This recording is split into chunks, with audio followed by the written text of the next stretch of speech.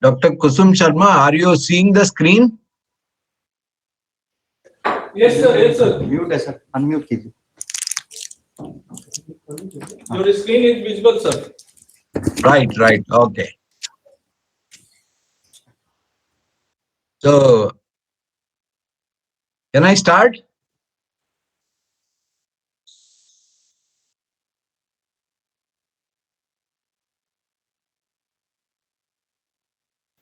Yes, sir. Please start, sir. Okay, okay, fine. So, good morning, everyone.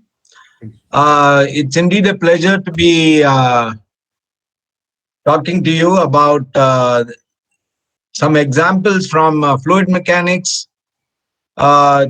especially dynamical systems that arise from fluid dynamical problems. And I would like to take you through some essential concepts which you probably know, or certain things are possibly new to you.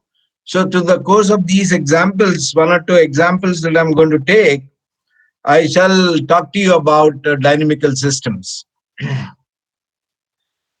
Now, the framework for chaos in hydrodynamics is the celebrated butterfly diagram of Edward Lorenz of MIT, who talked about this in his work, a numerical work that was done using a first generation computer, which could only add, subtract, and do a few things, and that could be done in a very, very difficult manner. Okay, and I can imagine what was the trouble the people underwent at that time. So the problem that I'm going to discuss today is one of Rayleigh-Benard convection, wherein you have fluid between two plates. So this is the side view of the geometry. So you have two plates, and between them you have liquid. Okay, and the lower plate is hot, the upper plate is cooled. The distance between the plates is h. So because the lower plate is hot relative to the cold plate above, it is warm low density liquid at the bottom, and it is cool high density liquid at the top.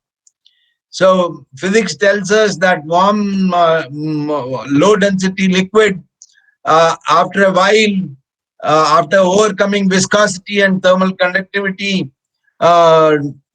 dissipation effects, it just moves up, and you have a circulation over here. Now, the energy that the system gets as a result of this differential heating, that is difference in temperature delta T, that energy is enough to carry the liquid up and take it some distance. Once it loses its energy, it falls down. So it can go up and come down only for a short distance. So now, in nature, fluid always takes a path of least friction. So we cannot be having, for example, two clockwise rotating cells.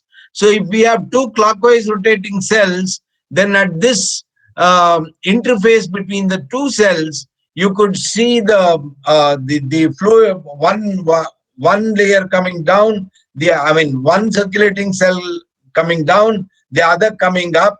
So there would be friction at the interface. So that is the reason why you have something like this. You have what is called as a direct cell, and this is an indirect cell. So this cell can be thought of to be as a consequence of the downward motion of this single cell. So you have one clockwise, the other anti-clockwise. The next one clockwise, the other one anti-clockwise. So if you see, when you say one wavelength, it is these two cells together, they are repeated, and this will be the wavelength. Okay, so the period will be that. So these two cells, they are repeated. So now if you have infinite horizontal plates, you see a sequence of these. Now, what is this assumption of infinite parallel plates? The assumption of this infinite parallel plates is just this, because it will keep a fresher wondering, how can you have liquid when you don't have the vertical plates? Okay, so there must be something to hold the liquid. See, practically there would be these plates over here, vertical plates like the horizontal one. So they would be far away. So the region that we are looking at, the end effects due to the vertical plates, they would be negligibly small. So what we are looking at is that part of the flow configuration wherein the end effects of the horizontal plate is negligibly small. So this is what you have. Now, the work on this was thought to be investigated, was thought to be first reported by Henry Bernard. But in fact, what Henry Bernard did in his experiments had a free surface. So it was basically not buoyancy driven convection, it was surface tension driven convection. Really, Lord, really thinking that the problem was one of buoyancy driven convection, provided the theory for that, for buoyancy driven convection. So in that sense, Rayleigh's theoretical explanation was definitely not about the work carried out by Bernard. But still, since this was the first work in the area uh, concerning instabilities of this kind, the problem, though Bernard's experiment concerned surface tension driven convection, the problem regarding buoyancy driven convection goes by the name of Rayleigh-Bernard convection. So that is what it is all about. There are a number of people who have contributed to this. I would leave it to you to just go through them in the literature.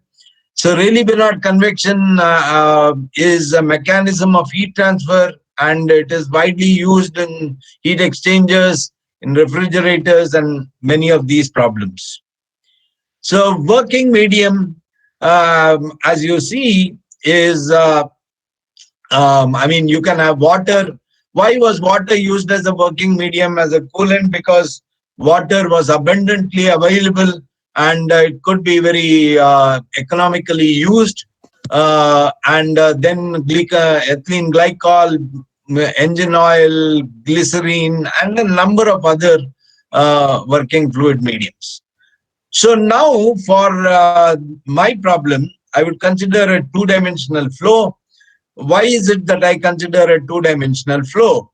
So when in a parallel plane, I see something what I am seeing here. Okay, in all the parallel planes to this, if I see similar thing, that would mean that it is independent of that particular coordinate. I am now seeing the XZ plane.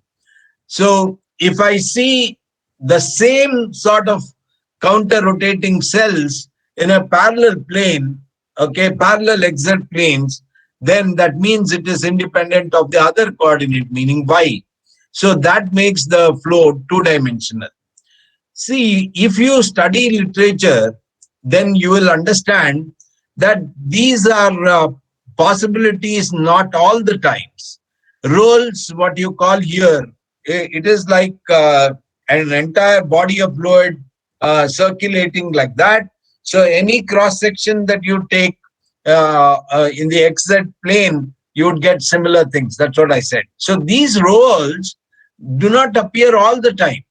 See, if I make if some changes are there in, say, the plate that in the plate that is used for the experiment, you can possibly land up with another pattern, another plan form.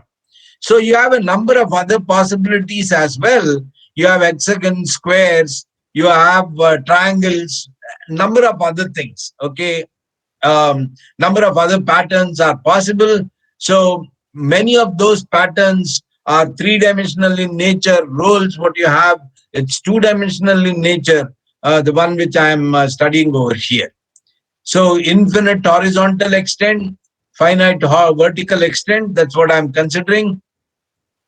So then we assume what is called as the Oberbeck-Boussinesq approximation, and this says that for all practical purposes, the fluid behaves as though it is an incompressible fluid. So the variation in density is considered only when it is multiplied by the gravitational force. A very nice explanation for this is given in the book by Triton. Youngsters must definitely sit down and derive this. How is Mach number connected with that, and everything has been explained over there. Now, in the problem that we are doing, see, these are all things that were done by Lorentz. Okay, he thought about it, which is the best way of getting an idea about how atmospheric circulation happens. So he did a number of things. So he took out a few inessential terms, kept a few dominant terms, and he also made theoretical analysis possible as a result of those assumptions. So what he did was, he said, I'm going to consider small scale convective motions, and I'm going to consider as less. I'm going to consider only the dominant nonlinear term in the conservation equations that I handle, and so I allow thermally induced instabilities to dominate the hydrodynamic ones. So as a consequence of that, he neglected the convective acceleration term in the conservation of linear momentum. He assumed the Boussinesq approximation. Okay, so the density is a variable only when it is multiplied by gravity. Q dot del Q is not there. One of the nonlinearities is omitted, and you have the dominant nonlinearity in the form of Q dot del T. So the equations that you have are definitely, the system of equation is definitely nonlinear because of this one nonlinearity. Okay, so this is what you have. Density decreases with temperature. So that is what you have over here. When it will be valid, or do you require a quadratic law to be in place under certain circumstances?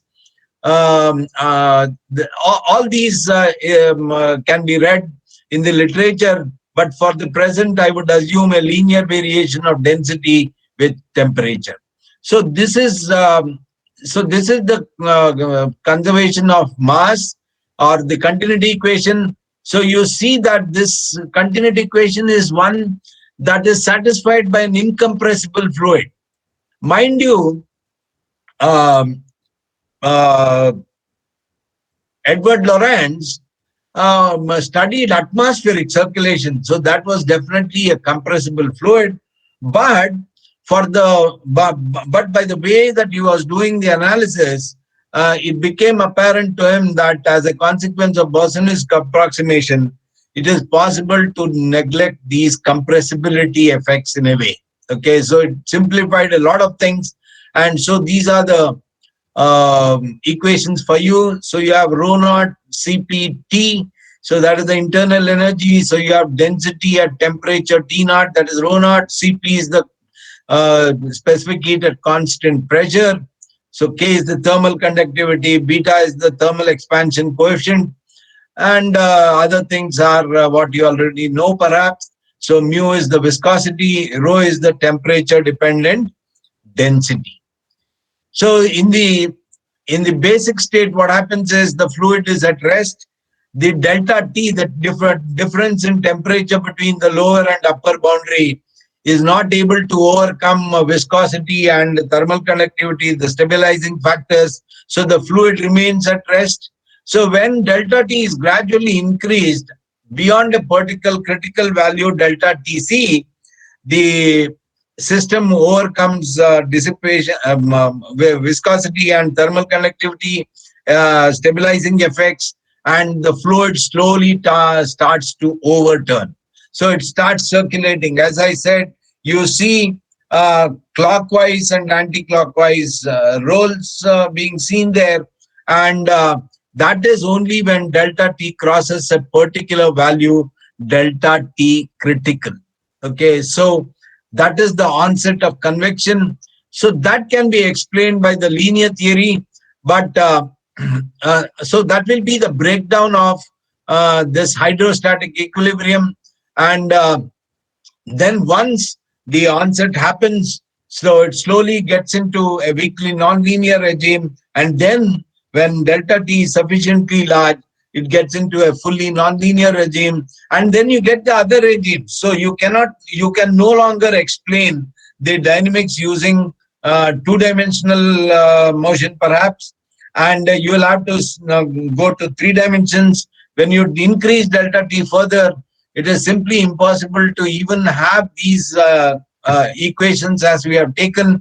You'll have to modify the equations to bring in additional stresses that come about because of turbulence, and then you have various other things. So in the initial stage of turbulence, perhaps you can talk about isotropic turbulence, homogeneous turbulence, and things like that.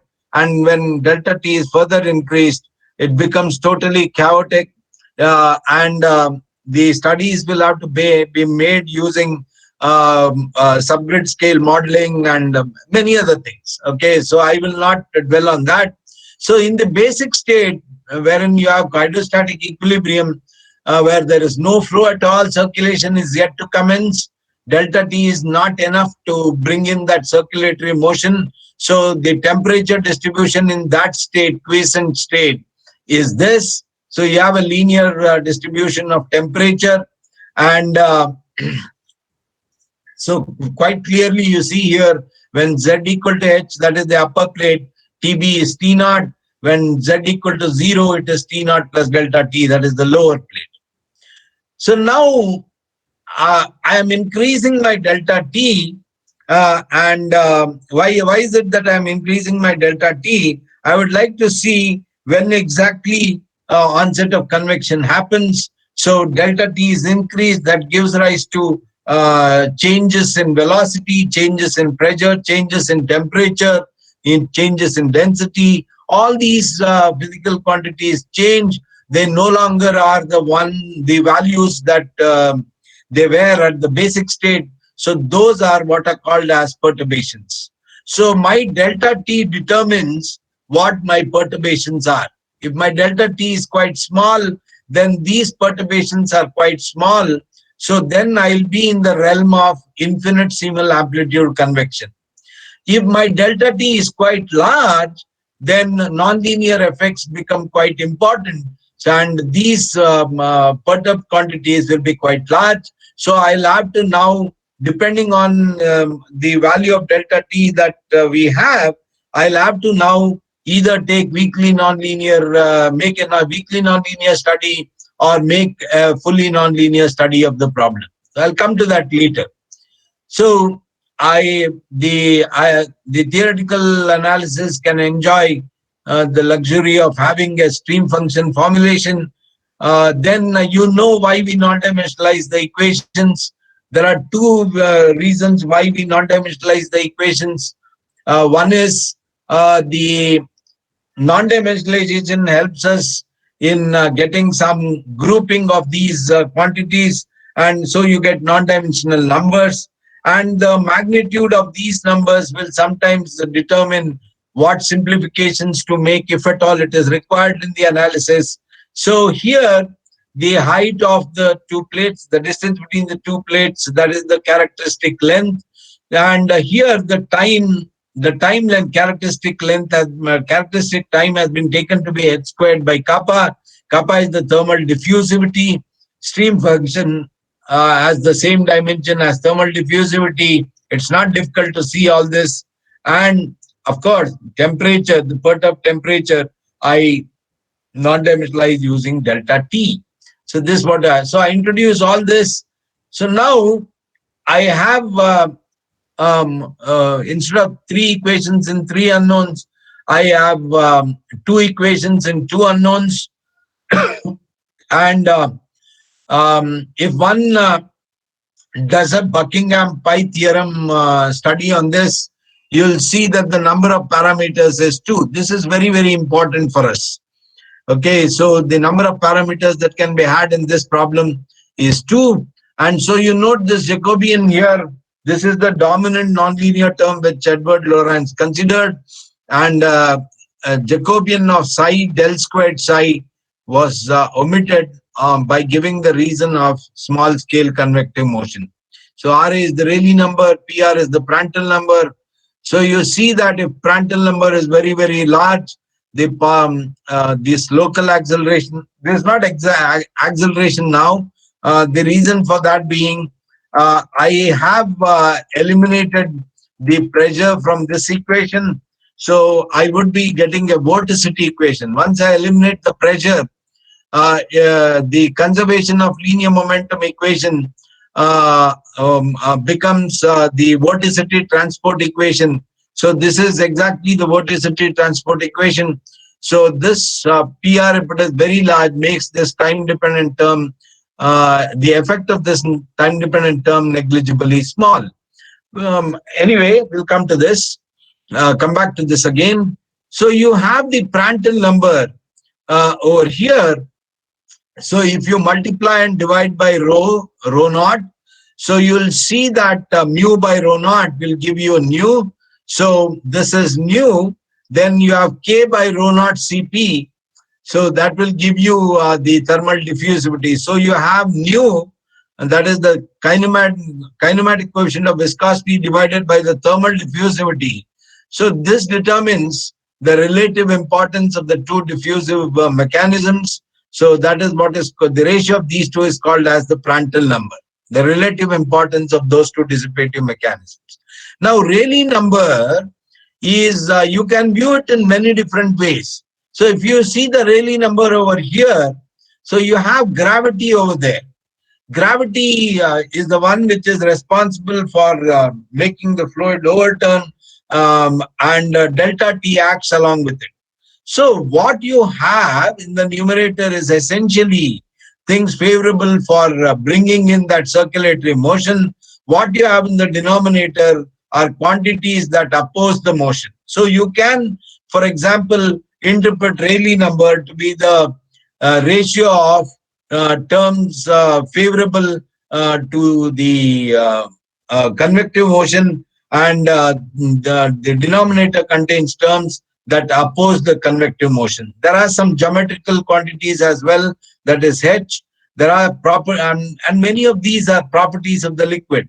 For example, density, then coefficient of thermal expansion, dynamic coefficient of viscosity, thermal diffusivity, and all. Delta T is an external mechanism through which you can control the instability inside the system. H is a geometrical quantity, as I said. So the Rayleigh number is a combination of many, many things. Okay, so this is what you have. So now, see, this is an artificial boundary condition which has been used extensively in many, many problems that people report. What is the reason for that? Many of them know that this is not a realistic boundary condition to take, but what is the advantage of taking this stress-free isothermal boundary condition? The advantage of taking this stress-free isothermal boundary condition is that it allows you to consider the eigenfunction in terms of easily manageable trigonometric functions. So the problem becomes relatively easy to handle, and the findings are qualitatively similar to what one would get in the case of the realistic boundaries. So this study of making use of artificial boundary conditions like the stress-free isothermal one is important in that in this sense, because you get an idea about what it is going to be like in the case of realistic boundaries. So when I say stress-free, what I mean is there are no surface tension effects in this. So the upper boundary is not free. So you have, for example, a plate. Perhaps it's not exactly a plate. I'm sorry about that. A plate can be used appropriately only when you have, say, rigid boundary conditions. Okay, and what these boundary conditions are, you you can understand many of these things quite well if you know the nature of the surface. Now, for example, if you have a plate that is polished a lot, and if you make it mirror, if you have a mirror finish of it, you cannot expect the fluid to stick to the wall. So you expect the fluid to slip at the boundary. So the conditions at the plate, the boundary conditions that we assume at the plate, these are things which are very, very physical. We need to understand that. So when we say rigid, the surface cannot be very smooth. There must be some surface roughness which makes the fluid stick to the wall. And now in this case, in this particular case of stress-free, this is, Start. hello? Hello? Yes? So in the case of stress-free boundary condition, you see that there are no surface tension effects. Okay. And isothermal means the two boundaries are maintained at the temperature T naught and T naught plus delta T throughout. Okay. So the perturbations go to zero at the boundaries, and that is what these boundary conditions are about. Okay. And since a lot of youngsters are there, I would like to take this opportunity to tell a few things about the boundary conditions. Now, this Laplacian is a two-dimensional Laplacian, so it involves derivatives of x, derivatives of z as well. So you have a time derivative involved. So you have a fourth order derivative in psi over here. So you would require four boundary conditions in x, four boundary conditions in z. Okay, on psi, it is second order in theta. So you require two boundary conditions on x, two boundary conditions on z on theta. And it's a time derivative is involved, first order time derivative. So you would require an initial condition for psi and theta. Now, let us go back to the this figure. So what have we said? We have said that one wavelength of this period comprises of both the cells together. Okay, one clockwise, the other anti-clockwise. So this repeats itself every length, say lambda or t or whatever you call it. So there is periodicity in the x direction. So that periodicity determines the conditions while solving. So you don't make use of boundary conditions, you make use of periodicity conditions in x. Okay, so now we focus on the z derivative. So you require four boundary conditions on z for psi, two boundary conditions on z for theta. So if you see over here, so you have psi equal to 0 and del squared psi equal to 0 at both the boundaries. So you have four boundary conditions on z. Then you have two boundary conditions on theta. Now this del squared psi I have written, but strictly speaking, nothing wrong in what I have written. It should be dou squared psi by dou z squared. Okay, dou squared psi by dou x squared can also be added to this. I wish I had the time to explain all the basics for you. So you see that there are four boundary conditions with respect to z, two boundary conditions with respect to z for theta. So that takes care of z. For x, I told you, you have the periodicity condition. So you submit the information about the plan form. So that takes care of the spatial distribution. And when it comes to t, tau time t, scale time tau, I get a dynamical system and I need initial conditions to solve them. I'll come back to that. So this is the spatial information that I have. I do not know what A of t is. This spatial information that I have, sine pi kcx. So you see there is a wave number here, pi kc. So that talks to you about the periodicity in the x direction. And this sine pi z, as I told you, this helps in the satisfaction of the boundary conditions at the boundaries z equal to 0 and z equal to h. And how do you know that this is that of longitudinal rolls? Okay, how did you take this? Now you just take out these other things and simply plot sine pi kcx, sine pi z equated to a constant. You plot that x versus z, so you'll see nice circular rolls over there. These plan forms can be got in that particular way. Similarly, in the case of hexagons and other plan forms. If you want to see a good explanation on this, there are several books, but what impressed me the most was the book by Chandrasekhar, Hydrodynamic and Hydromagnetic Instability. You'll be very easily able to find out how exactly these plan forms are taken.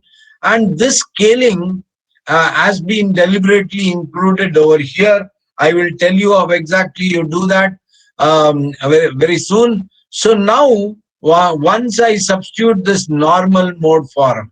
Now, what is a normal mode form? I'll explain to you in simple terms. Now, you take any oscillatory system, vibrating system. If you observe how when you disturb that system, you know that the system is going to oscillate. It's an oscillatory system. So when you disturb the system, you will see that the oscillation commences with a particular amplitude and frequency, and that see invariably the oscillations or vibrations, they commence with that particular mode.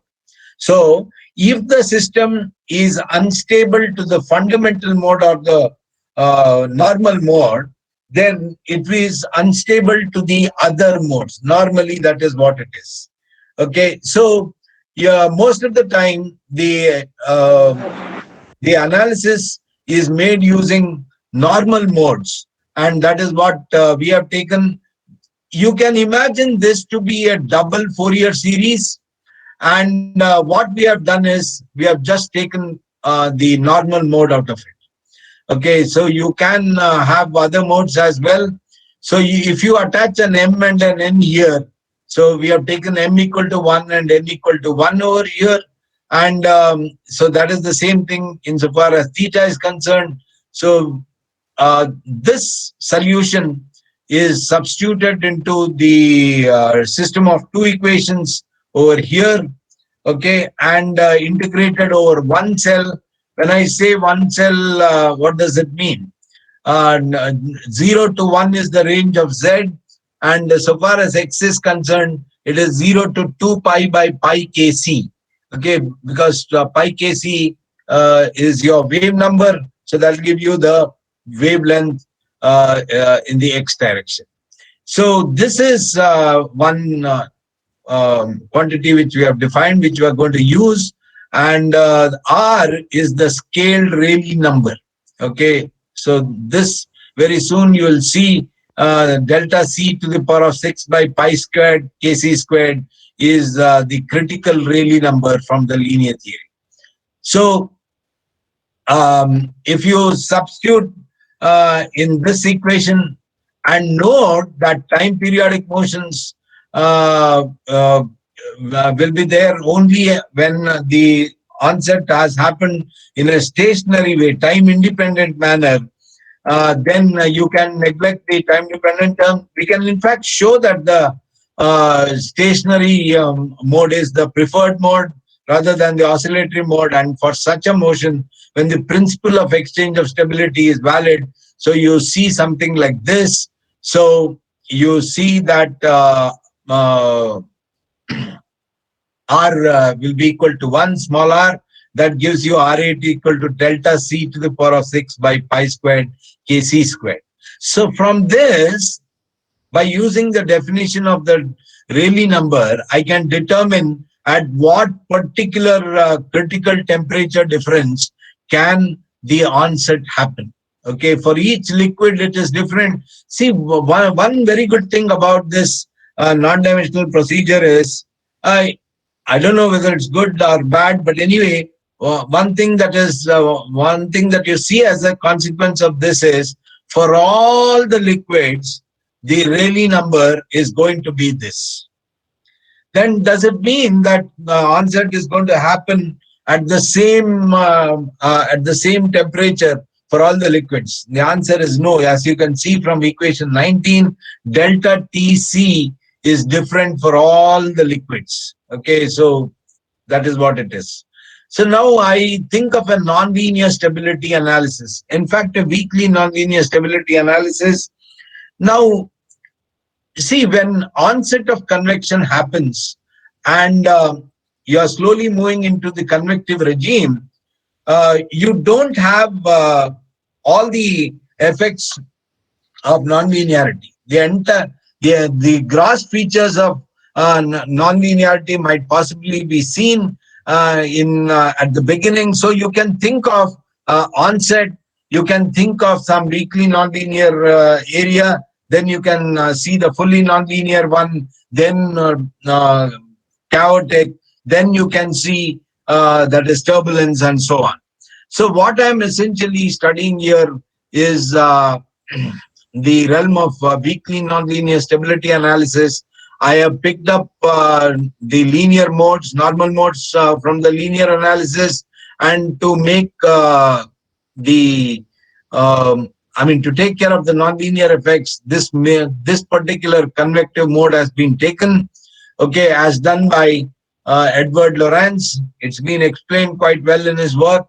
And if you want to understand more of this, then you can see the paper by Salzman, wherein he does a number of experiments, numerical experiments on the problem by considering various modes, vertical expansion of modes, horizontal expansion of modes, mixed expansion of modes.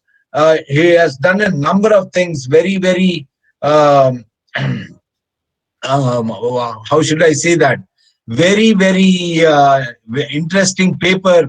Anyone doing Rayleigh-Bénard convection or Darcy-Bénard or whatever it is must definitely look into this. Okay, this paper by Salzman, which came out in 1962 in the Journal of Atmospheric Science. A lot of papers on these, on Rayleigh-Bénard type of problems, circulation problems involving even radiation, then moistness in the gases and other things. They came out from atmospheric convection problems. You can see a number of interesting papers in journals concerned with atmospheric science. So once you substitute the solution 19 and 20 into these two equations and integrate over one Rayleigh-Bénard cell, then you get this Lorentz system. Okay, and so you see here that there is just one nonlinearity here. Okay, and mind you, just this one nonlinearity that you see in the case of the Lorentz model, that is quite troublesome, does not allow you to have an analytical solution. And though people have tried in many ways to, for example, reduce this Lorentz system to say, what do you call this? I'm really sorry about that. Oscillatory systems like Duffing and things like that. So they have made many attempts on this, and there have been other attempts as well to somehow bring it down to some particular forum.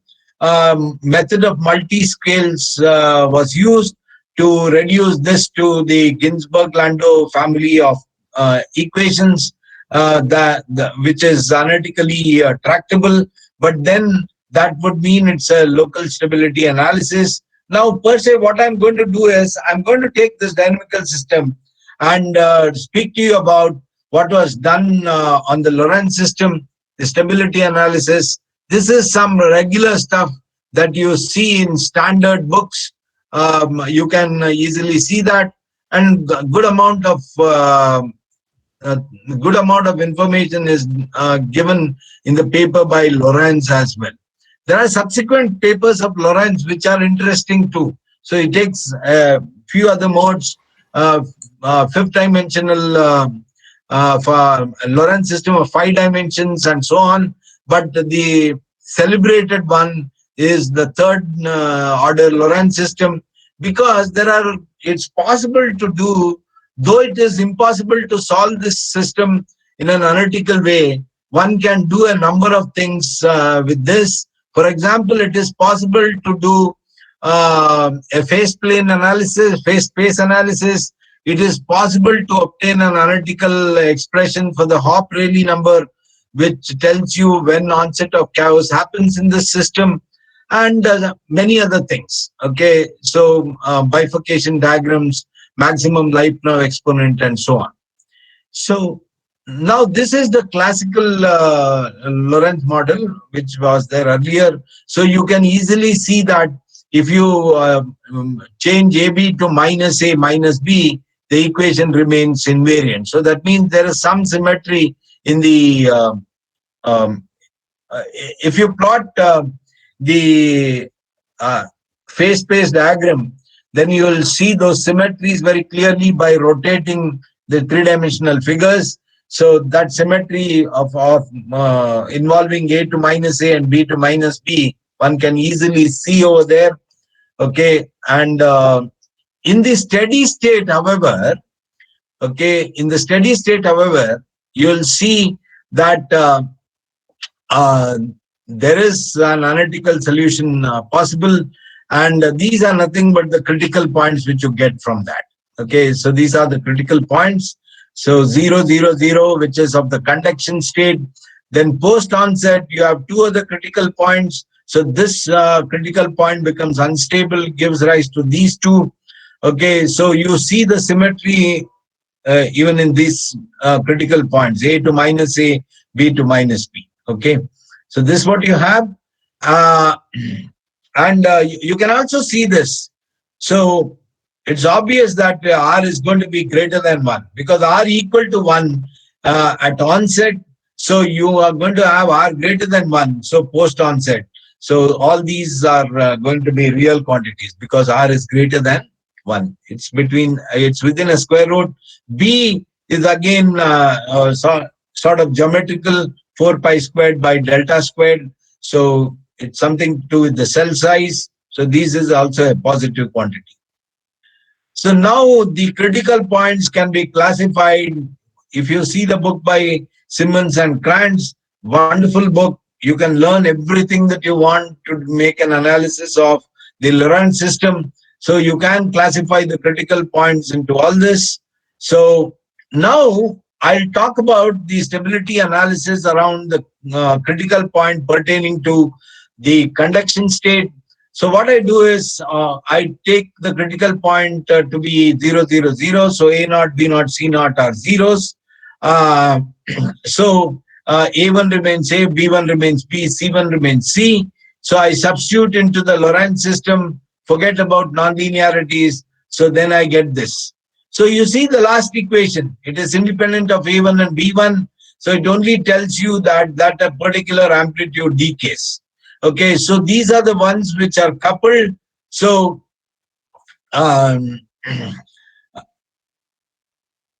so what I'll do is I'll assume the solution in this form. So I'll obtain the auxiliary equation like this. Okay, and I get the values for xi to be this. So now, depending on the nature of the two roots, I can determine whether it's a node, saddle point, spiral, or center. Okay, so that type of analysis can be made. You make a reading of uh, um, Krantz and Simmons. I'll reiterate that it's a wonderful book. One must definitely read through that. Now, if you want to make a stability analysis about the post-onset critical points, you may do so. So you have this to be A naught, B naught, and C naught. So call that scaled variable amplitudes as A2, B2, and C2. Now substitute for A, B, and C into the Lorentz system and do away with non-linearities involving A2, B2, and C2. So now do a similar thing again. Assume the solution to the amplitudes in this form. So once you do that, you can get a cubic equation like that, then get the roots of that, okay, and you can make the classification of those. See, one thing that you need to remember, I'll come back to this table. One thing that we need to remember so far as this dynamical system is concerned is,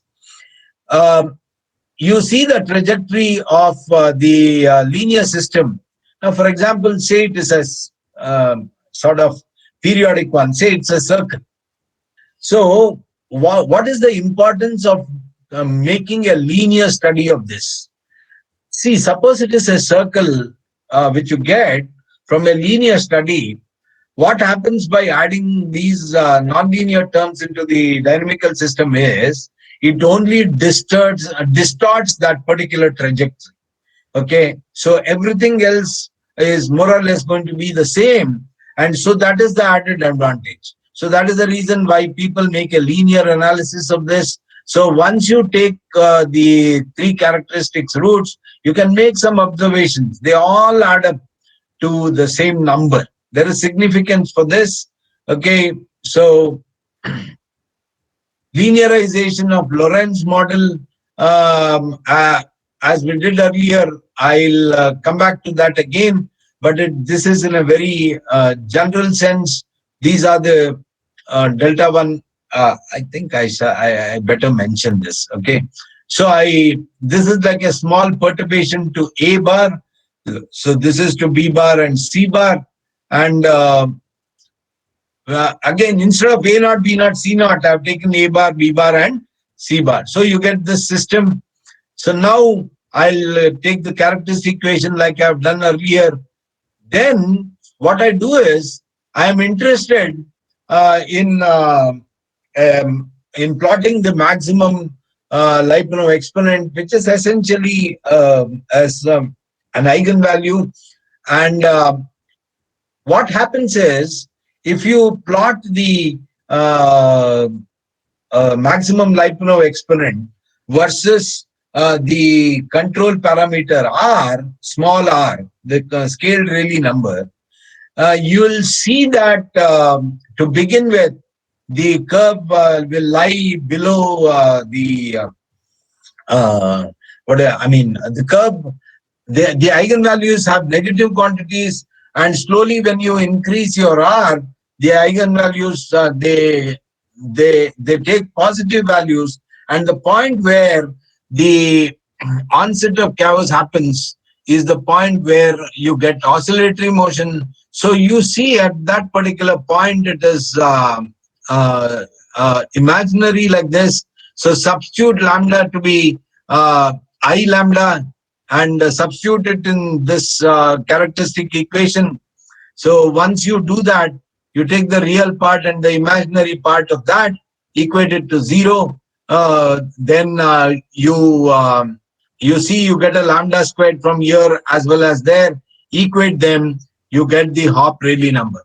It's a very neat and clean job that you can do when it's a three-dimensional Lorentz system.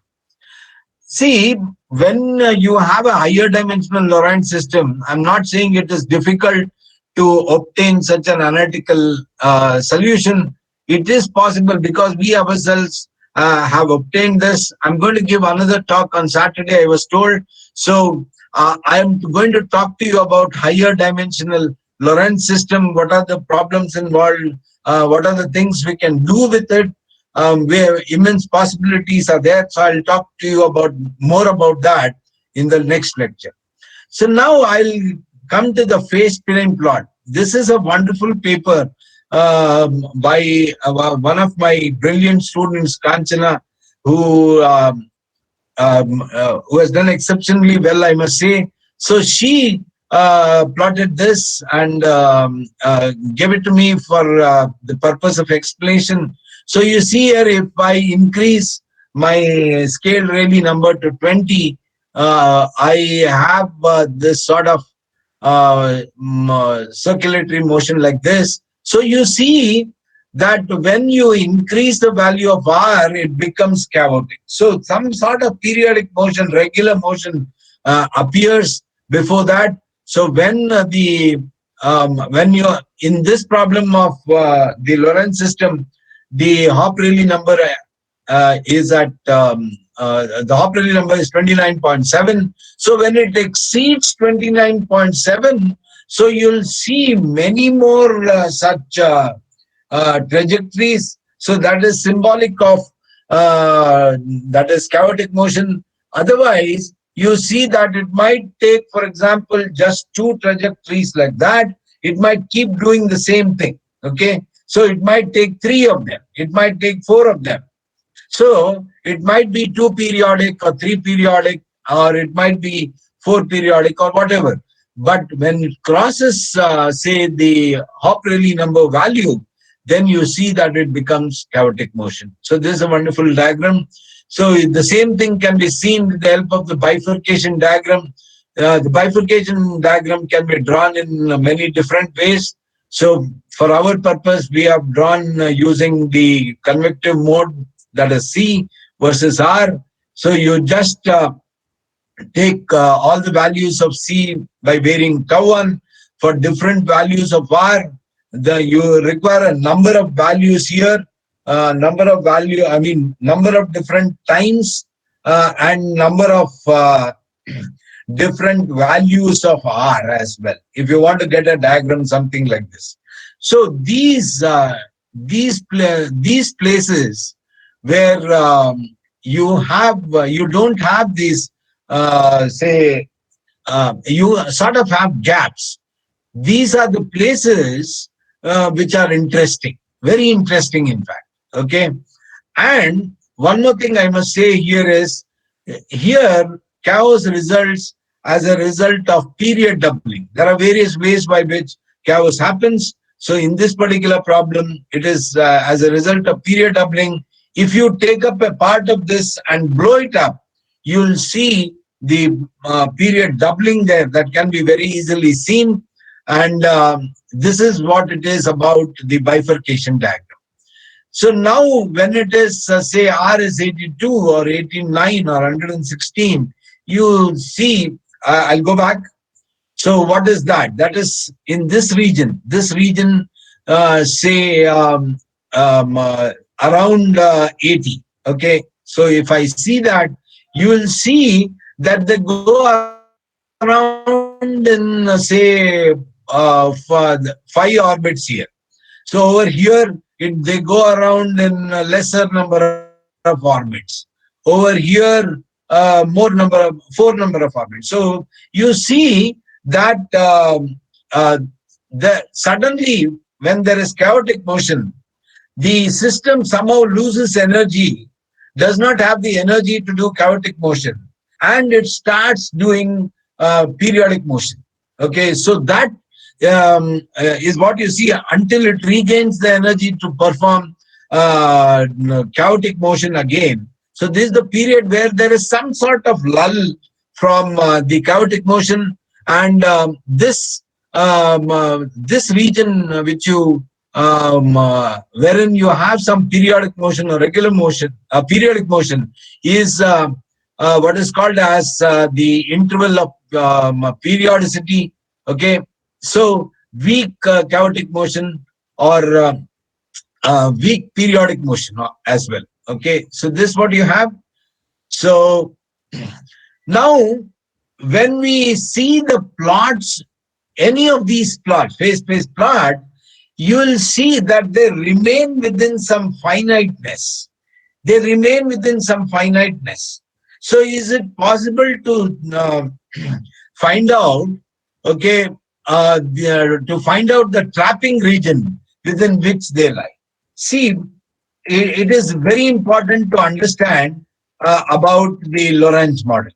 So let us take this Lorentz model again. Now, if you see here, what happens is uh, there is, I'm sorry, this is not the one. Yes. So if you see here, um, um, due to this non-linearity, what happens is the trajectory is moving away, and due to this non-linearity, it turns around. Okay, the non-linearity is responsible for holding the trajectories within that finite volume. And what is that trapping region within which these trajectories lie? You can find out that by making use of the Lyapunov exponent, and you can determine that in fact, all you see if you take different initial points, initial values to the amplitudes, and solve the Lorentz system, you're going to get different that is pictures. And so sensitivity to initial conditions is what it is called as. And whatever be the initial condition and whatever be the trajectories it takes, it still remains within such ellipsoids. And mind you, these ellipsoids are also not unique, because you can, of course, have different Lyapunov exponents written out for the same dynamical system. So, but anyway, one thing we know for sure is they all lie within some particular ellipsoid. Okay, so a family of ellipsoids, union of them. Now, you can, for example, say a little more by making use of the Lyapunov exponents.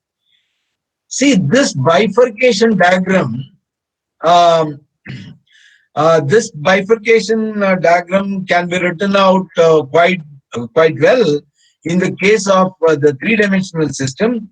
It can be done even in the case of the five-dimensional ones and the higher dimensional ones. When we seek a vertical extension of the modes, or the horizontal extension or mixed extension that involving both horizontal and vertical expansions, it can be, of course, these diagrams can be drawn, no doubt, but painstakingly. Mind you, I'll talk to you about this when I talk about the five-dimensional Lorentz system. It takes almost 1 full day to get a plot sometimes for certain values of parameters. So these things come handy. You can find out the Lyapunov exponents, and these Lyapunov exponents tell you about the chaotic motion.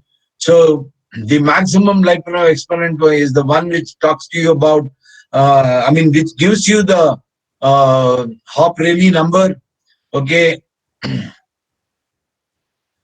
all this you can read up. So this is the procedure to find out the Lyapunov exponent. Okay, it is all there in the literature. You can find out. So if you plot all the Lyapunov exponent, it looks like this.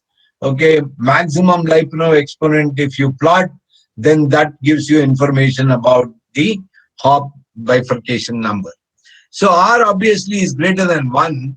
So when R is less than RH, it is regular motion, non-chaotic regime. When R is greater than RH, when R equal to RH, onset of chaos happens.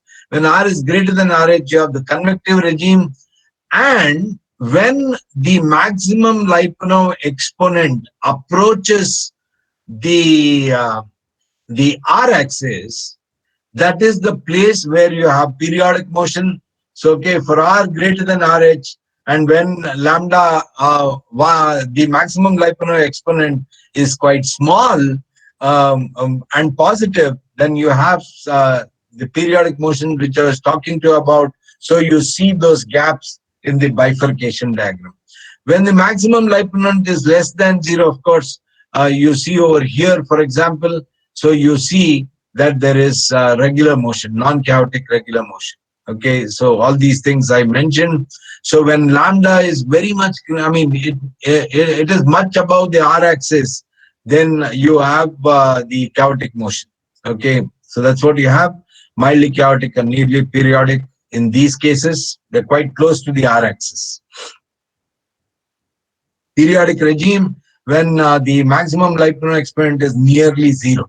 Okay, so this what happens. Very interesting to read about this. So you have regular motions like this. So people trying to solve the Lorentz model must be aware what range of values of R to take. Okay, so this is some observation regarding the Lyapunov exponents.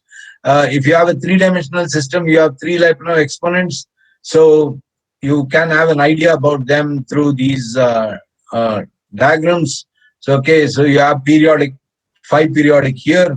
So this is what I said. So at some of these points, there is periodic motion. So this is a plot for water, 6 point something Prandtl number. Sensitivity to initial conditions has been shown over here. Now I'll talk to you very quickly about, I'll take a few minutes. See, this the problem that we did was between two parallel plates. You can do a similar thing between, in a cylinder, or you could do it within an angular region. Okay, the same problem that you did in a rectangular geometry, you can do a similar problem in the cylindrical geometry like this. So I'll quickly race through this. I'll just tell you that there are a lot of works available on even nonlinear stability analysis insofar as Rayleigh-Benard convection within rectangular geometry is concerned. So in the case of cylindrical geometry, you have comparatively fewer papers. I really like this paper by Boronska, the experimental work, very nicely written. And the paper by Bringadal was one which helped us do our study in the way we wanted it to do. Of course, the paper by Zabib helped us as well, and Hagen, okay, Charlson as well. So if you see the literature, there is very less work done on nonlinear stability analysis in a cylindrical enclosure, cylindrical annuli, and of course, there is some work on a rectangular enclosure. We integrated these problems into one. I'll tell you very quickly. You can do a number of things. There are a lot of papers coming on nanofluids. But there is a school of thought which says that there is really no need to do nanofluids because it just means rescaling of some quantities. Anyway, that debate we'll have it for some other time. But for the present, I'll just take the cylindrical enclosure like this. For simplicity, the Darcy-Benard problem was taken, but involving the single-phase nanoliquid. So the Darcy term for U, the pressure gradient, the local acceleration. So the Q is the filter velocity. The buoyancy term over here, the heat transport equation, single-phase heat transport equation modified for local thermal equilibrium.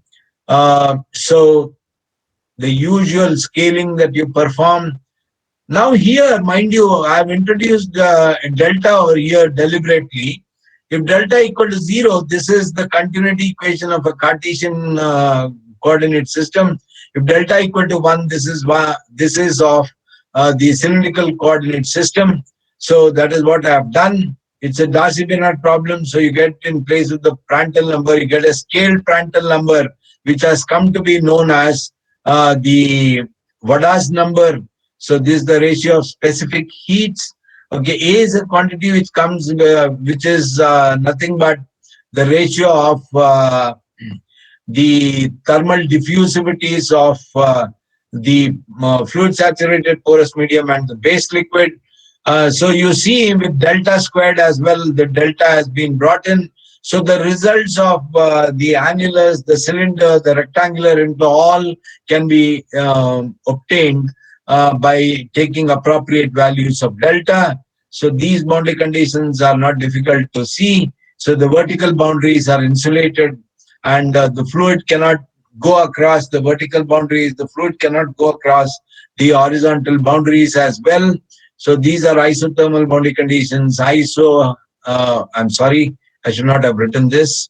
Uh, uh, Cut and paste. Okay, anyway, the linear stability analysis is fairly simple. So you get a Rayleigh number like this, and you get a constraint like that in the form of the Bessel function.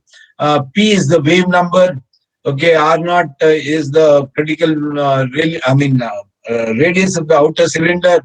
You can do a weakly nonlinear stability analysis like you did in the case of a rectangular enclosure. You, by practice, and not by practice, you can literally find out what these quantities are, the scaling quantities. So you get the same old Lorentz system. Okay. So mind you, the Buckingham pi theorem would suggest to you that there can be two parameters in this again. Okay. So that you can very easily see here that you can, for example, bring in the A with tau 1.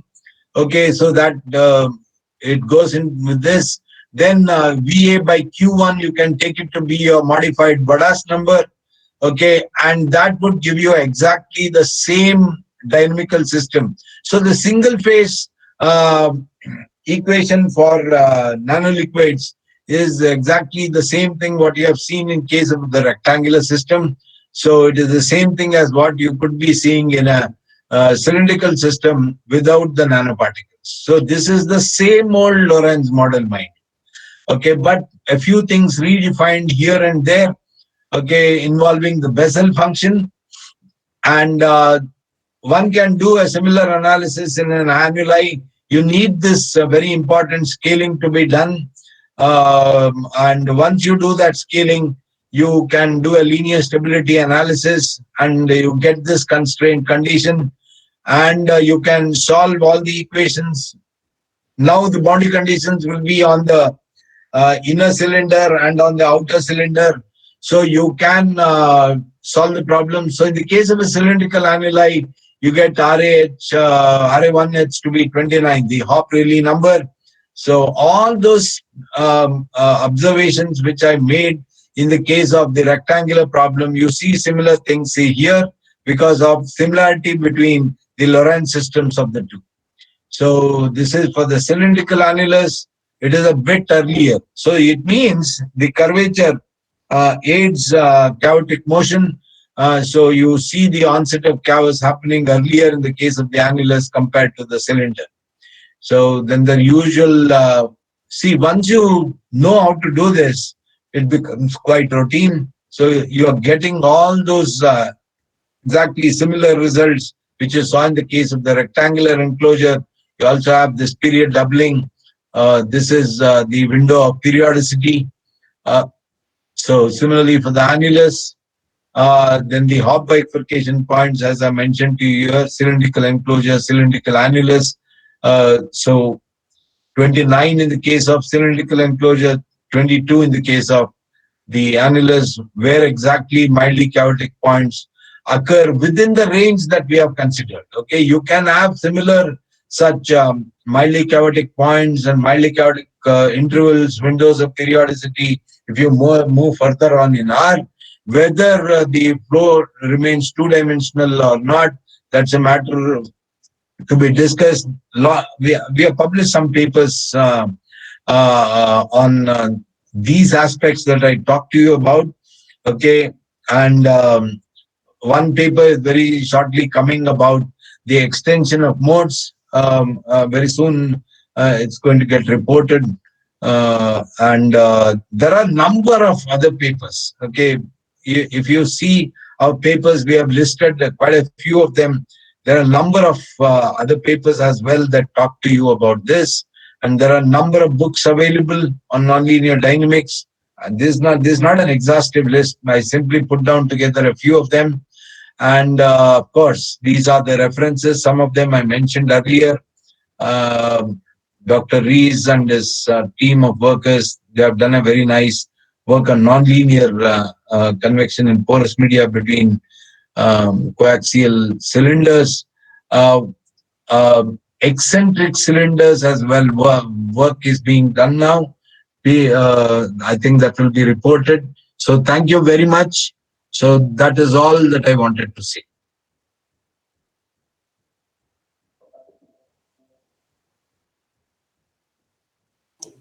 Thank you very much, sir, for giving a very knowledgeable and interesting talk. Is any query from audience side?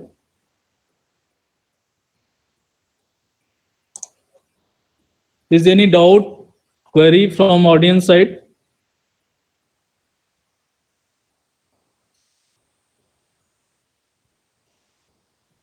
My voice is coming? Yes, yes. I think, sir, there is no query from the audience. Okay. So let us have a big thanks to Professor Siddheswar for giving very interesting talk on convection and nano liquids, dynamical system of nano liquids, and the various type of flow regime like rectangular and cylindricals. So thank you very much, sir. We have another session after lunch. So all participants are requested to please join. There is another session which will be started from 2